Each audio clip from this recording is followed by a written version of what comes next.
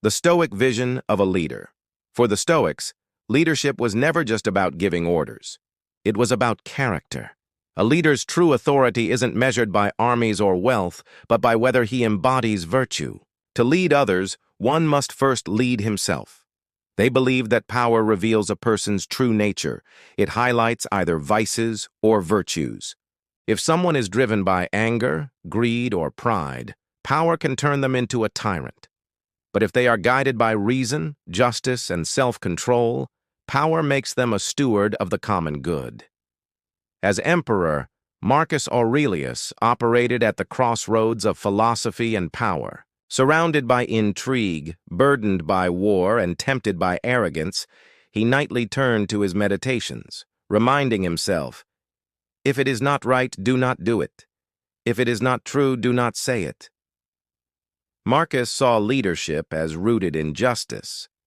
To him, ruling meant serving the whole, like a bee working for the hive.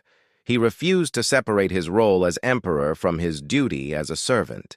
What is not good for the hive is not good for the bee. Though he commanded armies, his real battle was within, fighting pride, bitterness, and vanity. His writings show a man who understood that an emperor who can't control himself can't lead others effectively. Seneca, tutor and advisor to Nero, saw firsthand how corrupt leadership can become. He observed how unchecked passion could ruin both rulers and nations. In his essays and letters, Seneca emphasized restraint. No man is free who is a slave to his body.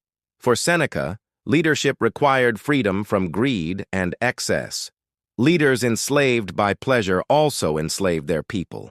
He reminded rulers that anger is a form of madness and that mercy is stronger than cruelty. Although criticized for his own compromises, Seneca's writings remain a rich source of wisdom for leaders tempted by excess. His message was clear: the higher the power, the more critical self-control becomes. Epictetus, born a slave, offered insights that humbled even leaders. He taught that true leadership is about service, not power. If you wish to be good, first believe you are bad. For Epictetus, leaders must begin with humility. They need to recognize their own flaws to prevent wielding power arrogantly. He warned that leaders often confuse using force with true strength, which is actually kindness guided by reason. His stark contrast to Rome's tyrants was revolutionary. A slave teaching an emperor that freedom and leadership start in the soul, not on the throne. The Stoics developed practical disciplines for leaders seeking to cultivate virtue. 1. Daily reflection. Marcus wrote each night to correct his heart. 2. Restraint in desire. Seneca counseled moderation in wealth, food, and pleasure. 3. Justice as compass. All decisions were to be weighed by fairness, not gain. 4. Service to the whole. Leaders were part of the community, not above it. 5. Endurance in hardship. Epictetus reminded leaders to expect suffering and govern calmly through it. These practices shifted leadership from one of domination to one of stewardship. The Stoics reserved their harshest critiques for tyrants. Nero, in Seneca's view, was enslaved to passions, a man outwardly powerful but inwardly weak. Caligula was mocked as the caricature of unchecked ego. Even Alexander the Great, admired for conquest, was reminded by Stoics that dust awaited him as surely as any peasant. For Stoics, tyrants weren't truly powerful. They were prisoners of their own vices. A self-controlled slave was freer than an uncontrollable emperor. Rome celebrated leaders who conquered and exalted those who achieved dominance.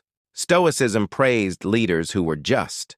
Rome valued charisma, spectacle, and power, while Stoicism emphasized humility, restraint, and service. This contrast was significant.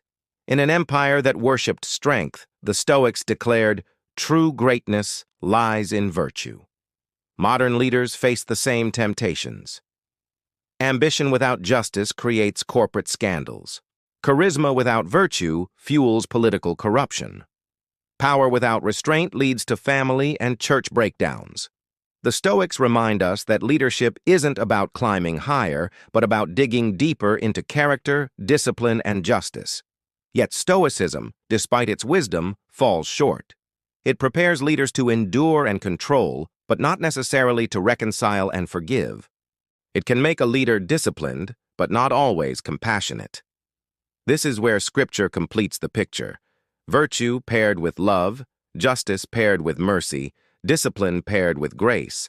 This has been audio of Forged Against Fury, which will be available to purchase on October 1st at CaseyRayStrong.com.